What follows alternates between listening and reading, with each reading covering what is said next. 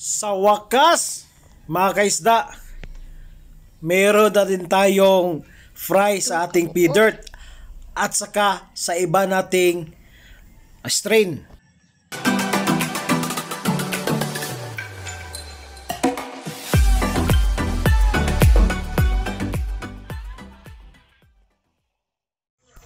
Good day, mga kaisda.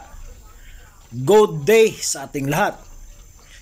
So for today's video, mga kaisda, ay mag-update po tayo sa ating bagong mga nabili na mga gapi strain at nagka-fry na din, mga kaisda. So nakakatuwa, no? So mag-start tayo sa ating top sword snake skin. Ito po ay hindi ko binili, ito po ay sarili ko po tong grown na gapi, mga kaisda. Ito ang pinakauna kong gapi na binili, mga kaisda. At hanggang ngayon, andito pa rin, no? So napaka-agresibo. So nakabili ako ng EFR na 15 na breeder. Kawaan sa Diyos, isa lang po ang natira. Diba, mga kaisda? Pero yung top sword natin, andito pa rin, mga kaisda. At sa wakas, mga kaisda, meron na din silang fry. Ito po ay mga bago kong breeder. Kasi ang mga parents nito, mga kaisda, ay na-mix na po andon sa reef tub nakalagay. So mix na po yung parents nito. Pero ito ang pure strain natin na top sword. So ito po ang kanilang mga fry, mga kaisda. So makikita nyo, di ba? Puti din kasi puti yung lagayan natin. Temporary lang yan sila dyan, mga kaisda, as of now, no? Kasi hahanapan natin ng mapaglagyan sa kanila kasi ang dami nila, mga kaisda, no? Mas maganda din pag mayroon silang sariling paglagyan. So nakakatuwa, no? Dahil dati hinahayaan ko lang itong strain na to, itong top sword na to, na lumaki, no? Pero ngayon, aalagaan natin ng husto, mga kaisda. Nakakatuwa dahil meron na din silang fry, no? So sa pangalawa nating papakita, mga kaisda, ito yung bago kong nabiling Metal Yellow King Cobra High Dorsal.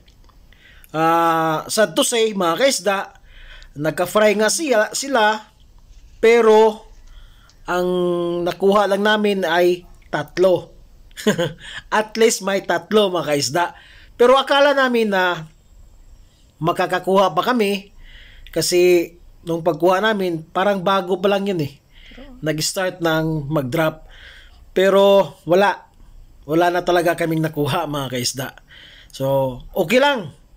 At least meron pa tayong isang female dyan na buntis. Siguro makakakuha din tayo ng fry dyan, no? Yung female natin ay hindi pa masyadong big mama, no? Kaya siguro mga next month baka lumaki na yan.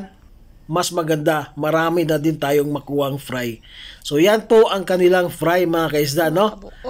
Tatlo lang muna. Malay natin mga next week or next month ay marami na tayong fry ng ating Metal Waikiki, di ba?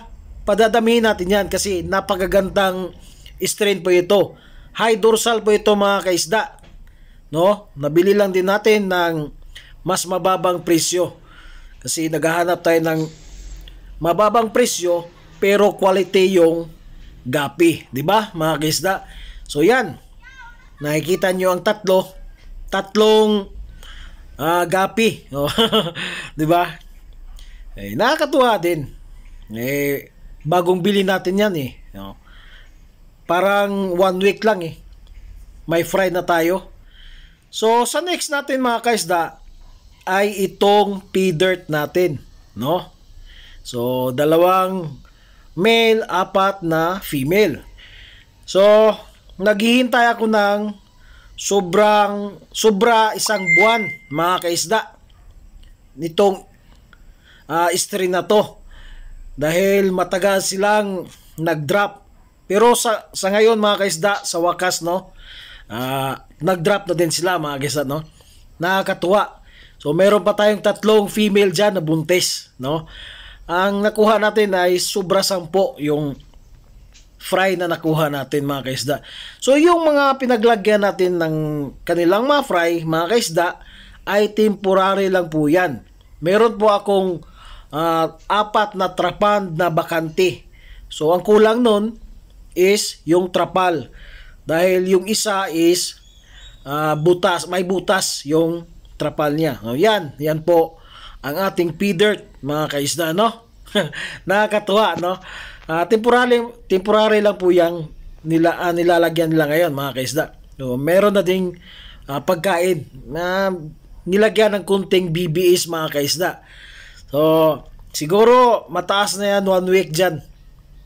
Mailipat na namin yan. Pero titingnan lang muna natin no, kung anong dapat natin gawin. So mga kaisda, bago ko po makalimutan ang aking channel, please subscribe to my channel, like, share, and comment down below. At don't forget to hit the notification bell para updated kayo sa aking mga bagong upload na mga video. Comment kayo mga kaisda, kasi yan ang gusto ko, dapat mag-comment kayo no. So ito naman yung update natin sa aking crossbreed na HBB na male at saka 2 female na EFR. So yan lang po muna ang ating update mga kaisda no? Yung male dyan ay kinuha ko na, iniwan ko lang yung female, at sa siguro mga 1 buwan or 2 buwan saka natin inbreed na talaga sa sarili niyang male no, yung EFR na male. So titingnan natin kung anong kinalalabasan ng ating crossbreeding nito mga kaisda. At mga kaisda, hindi ko naisali sa video yung metal red Lesco at saka yung metal black lace. At meron na din silang fry mga kaisda. Siguro sa next video natin ay maisali natin sila sa pag-update natin mga kaisda no. So yan lang po muna ang ating update mga kaisda. So happy farming mga kaisda. Bye-bye!